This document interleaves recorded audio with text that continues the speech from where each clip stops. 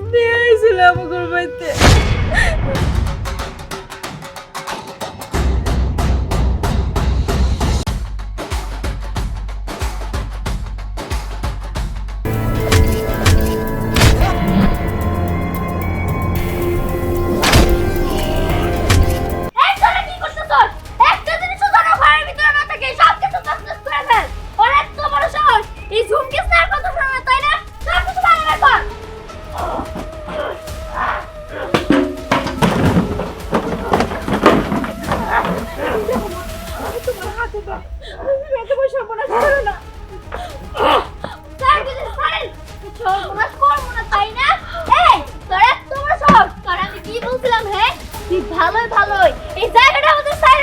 এখানে আমি বড় একটা প্রজেক্ট করব, কিন্তু তুই কি করছ?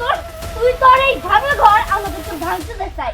এর জন্য এখন আমরা ভাবতেছি যদি শুধু আঙ্গুলে ঘি না ওঠে, আঙ্গুল তো দেখাইতে হবো, তাই তো সব কিছু পাকপাক করে ফেলবো। ম্যাডাম পরে একদম খাইয়া ফেলাই। ও ম্যাডাম ওর ধান একদম বার করে ফেলাই। বাহ, ওর একদম শেষ দিন। না, দেখো মা, তুমি আমার মেয়ের মতো, তুমি এত বড় ক্ষতি করে না। আমার এই ঘরটাই হলো সম্বল, আমার এই জায়গাটুকু তুমি কেড়ে নিও না মা। তাই আমি মনে তাই না? হ্যাঁ, আমার ভালো রূপ দেখছিস এতদিন, খারাপ রূপ তো দেখোস নাই। এখন তোর খারাপ রূপ দেখাবো। এই তোরে ভালোই ভালোই বলতেছি, তোরে আমি 24 ঘন্টা সময় দিলাম। এই 24 ঘন্টার ভিতরে যদি তুই তোর বাড়ি আমাদের না ছেড়ে দেস, ওই জায়গা আমাদের না দিতে দেস, তাহলে কিন্তু তোরে শেষ করে ফেলবো। না মা, তুমি এরকম নিষ্ঠুর হইও না। তুমি তো ভালো করেই জানো আমার স্বামী নাই, অনেক কষ্টে আমি আমার ছেলেটারে নিয়ে থাকি। তুমি একটু দয়া করো মা। আমি আর তো কিছু জানি না, তো তোরে আমি সময় দিছি, সেই সময়ের ভিতরে বাসা ছাইরা দিবি। তোর উপর যদি আমি দয়া করি, তাহলে আমার উপরে দয়া করতে কে? হ্যাঁ, আমার এই জায়গাটা চাই, যে কোনো কিছুর বিনিমূল্যে হোক, এই জায়গা আমার চাই। এই তো তারা দেখতেছিস কি, এই বুড়ি যদি এরকম ভাবে ভালো কথা না শুনে, তাহলে বাস। এই এই তোর 2 দিন টাইম দিয়ে গেলাম, এই 2 দিনের ভিতরে এই বাড়ি যদি খালি পায় আর নয় নে একদম নামাই দেবো। ম্যাডাম চলেন। চলেন।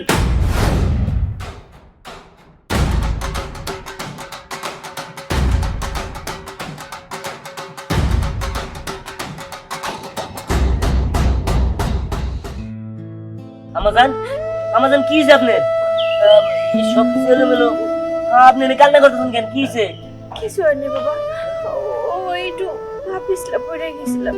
না না আম্মাজান, এই জায়গায় তো পা পিছলা পড়ার কথা না। আম্মাজান আমি সত্যি করে বলছি কি হইছে?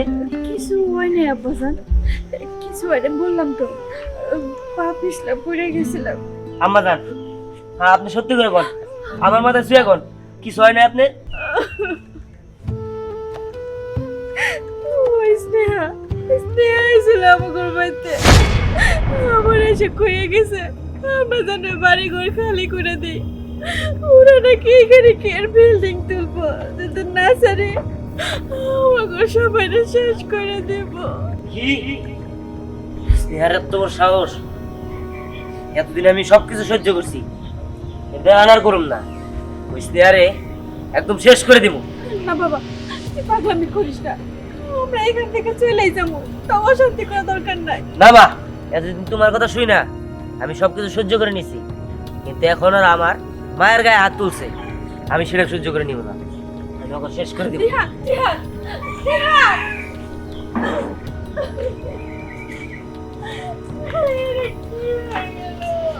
খালা, ও খালা, কি হয়েছে? কি ব্যাপার? এই জিনিসগুলো এরকম সবাই সেটা পড়ে রয়েছে যে। খালা, তুমি কাঁদতেছো কেন খালা? ও খালা, তোমার কি হয়েছে? অশান্তি শুরু হয়ে গেছে বাবা, অনেক বড় অশান্তি। খালা, তুমি এসব কি কইতাছো? ও খালা, কোন না কি হয়েছে? আর বিহান কই? খালা, এমনি চুপ করে থাইকো না, কও না কি হয়েছে? ও খালা, আমার মনে হয় সব শেষ হয়ে দেব। শেষ হয়ে যাইব মানে? খালা দেখো, এমন করে যদি কান্নাকাটি করো আমি বুঝবো কেমনে? কও না, আর বিহান কই? দিয়ান তো আমার কোনো কথাই শুনলো না, ওর মতো চলে গেল। সইলা গেল? দিহান কই গেছে খালা? ও খালা কও না, তুমি এরকম করে চুপ করে থাকলে আমি কেমনে বুঝবো? ওই যে মাফিয়া স্নেহা আছে না, ওর সাথে দিয়ান। আমি বুঝতে পারছি। খালা তুমি এখানে থাকো, দিহান এখন আটকাইতে হইব। ও স্নেহার হাত থেকে ওরে বাঁচাইতে হইব। দিহান!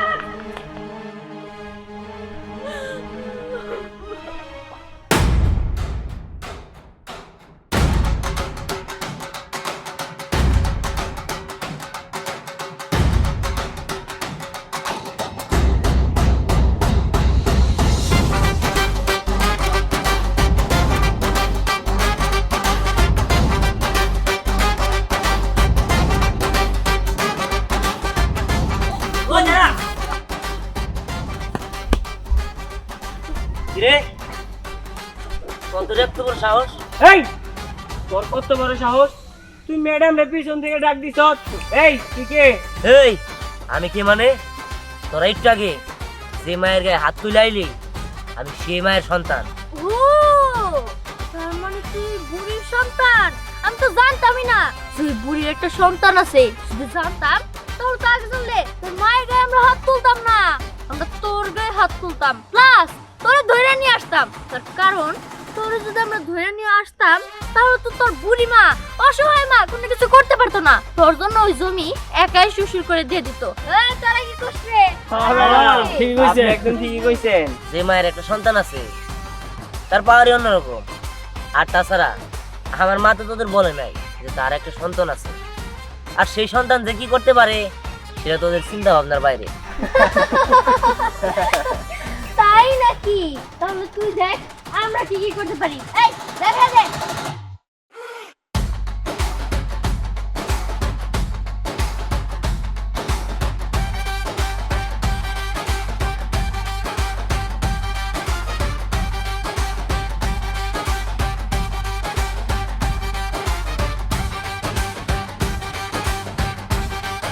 ওই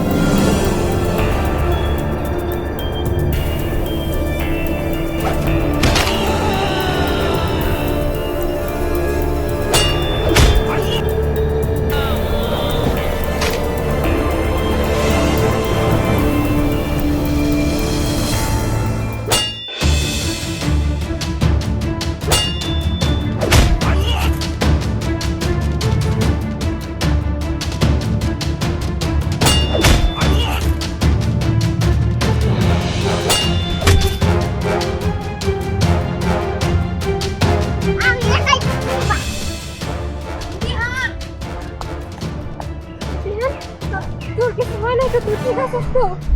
আমি ঠিক আছি, তুই এই জায়গায়? আমি তো বাড়িতে গেছিলাম, দেখলাম খালা অনেক কান্নাকাটি করতেছিল। পরে শুনলাম তুই নাকি এখানে আইছিস। তুই কেন ওদের সাথে লাগতে গেলি? ওরা মোটেও ভালো মানুষ না। এই এলাকার সবচেয়ে খারাপ খারাপ কাজ ওরা করে। ওরা খুনি, ওরা এই এলাকার সবচেয়ে বড় মাস্তান। দিহান, তুই আজকে ওদের উপর হাত তুলছিস, তোর এত সহজে ছাড়া দেবো মনে করছিস? না, আমি কই কি দিহান, তুই না খালারে নিয়া এই গ্রাম থেকে চলে যা। তুই চিন্তা করিস না, ওরা আমার কিচ্ছু করতে পারবো না। আর সবচেয়ে বড় কথা, ওরা আমার মায়ের গায়ে হাত তুলছে, আমি কি ওকে ছেড়ে দিব নাকি? না দিহান, আমি তোর কোনো কথা শুনবো না, তুই এক্ষুনি আমার সাথে চল। না, আমি নিজের এখন নিজে ঘৃণা লাগতেছে, নিজের কাছে নিজে লজ্জা লাগতেছে। তোরা সামান্য ওই ছেলের কাছে মার খেয়ে আসছস। কিরে, তোর পিছিয়ে এত টাকা খরচ করে আমি কেন পালি? কি লাভ আমার? স্নেহা, তুই যে আমার মাইয়া, এটা আমার এখন স্বীকার করতে লজ্জা বোধ হইতেছে। না না, আমি এটা কোনোভাবে মেনে নিতে পারতাছি না। ওই সামান্য পোলার হাতে তোরা মার খেয়ে আসছস, তোরা হাতে গুটে চলে আসছস, এটা আমি মেনে নিতে পারতাছি না। বাবা আমরা তো অনেক চেষ্টা করছি কিন্তু ওই ছেলেটার সাথে আমরা পারলাম না। ও সামান্য বিধবার ছেলে হলে কি হবো? ওর মায়ের স্টাইল আর দেখে না আমার সামান্য একটা ছেলে মনে হলো না। আমার মনে হলো ও অনেক শক্তিশালী কেউ। ও ও শক্তিশালী, আর তোরা কি? তোরা সবাই বিড়াল, তাই না? তোরা সবাই বিড়াল, তোরা কেন পালি? তোদের আমার দরকার নাই, যা এখান থেকে চলে যা। বস আর একটা সুযোগ দেন, আমরা এবার পারবো। বাবাস অনেকবার খেলামু। আপনি আরেকটাবার সুযোগ দেন, ওই পোলারে পুরো খাই ফেলামু। ওরা তো শেষ করে দিবা নিছিলাম, কিন্তু আমরা 10 জনে ওর সাথে পারি নাই বস, ওর এত শক্তি। ও তাই, তাহলে তো আমাকে দেখতে হয়। চল আমাকে নিয়ে চল। না বাবা তোমার যেতে হবো না। মোর সামর্থ্যে কামনের কোনো প্রয়োজন নাই। ওই তেলা পোকারে আমি আমার পায়ের তলে পিষে মেরে ফেলবো। স্নেহা থাম, তুই যে কি পারবি সেটা তোদের অবস্থা দেখে আমি বুঝতে পারছি। তুই কি ওই বাড়িটা চিনিস? হ্যাঁ বাবা আমি খুব ভালো করেছি। আচ্ছা ঠিক আছে, তাহলে চল।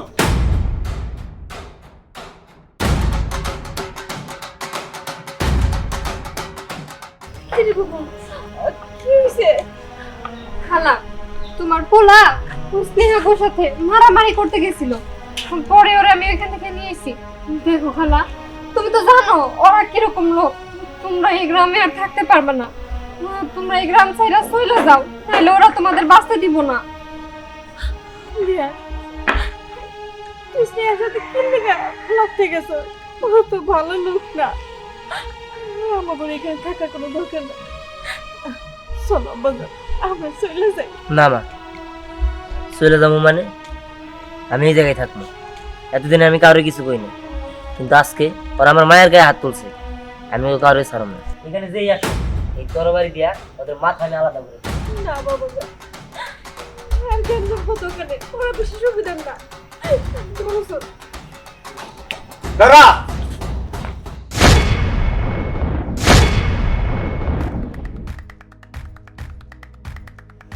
বস।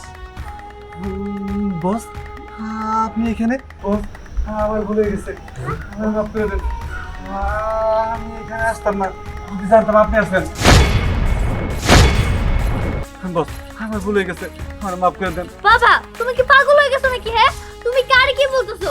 তো এই বিধবাটার ছেলে। বস আপনার কি হয়েছে? বস আপনি একবার শুধু অর্ডার দেন, এই কুকি এবার তুমি গলাটা নামাই ফেলাই। ওই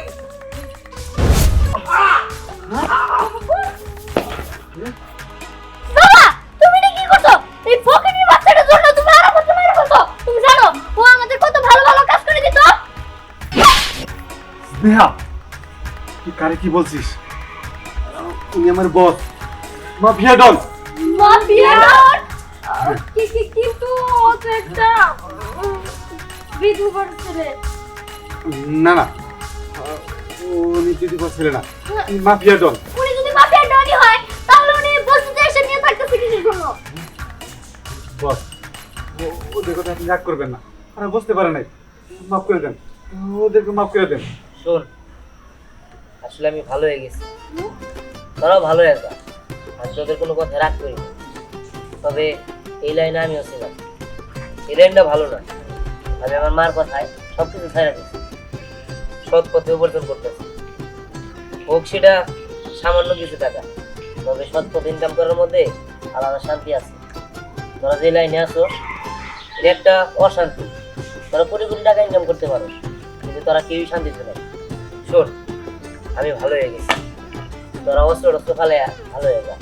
ও বস আপনি যেটা কইছেন সেটাই মানবো।